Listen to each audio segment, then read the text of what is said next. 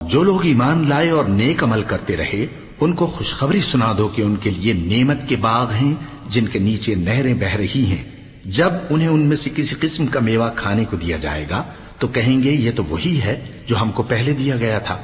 اور ان کو ایک دوسرے کے ہم شکل میوے دیے جائیں گے اور وہاں ان کے لیے پاک بیویاں ہوں گی اور وہ بہشتوں میں ہمیشہ رہیں گے. اللہ اس بات سے آر نہیں کرتا کہ مچھر یا اس سے بڑھ کر کسی چیز مثلا مکھی مکڑی وغیرہ کی مثال بیان فرمائے.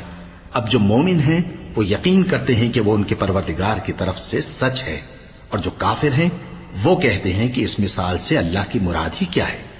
اس سے اللہ بہتوں کو گمراہ کرتا ہے اور بہتوں کو ہدایت بخشتا ہے، اور گمراہ بھی کرتا ہے تو نافرمانوں ہی کو، جو اللہ کے اقرار کو مضبوط کرنے کے بعد توڑ دیتے ہیں اور جس چیز یعنی رشتہ قرابت کے جوڑے رکھنے کا اللہ نے حکم دیا ہے اس کو قطع کیے ڈالتے ہیں اور زمین میں خرابی کرتے ہیں.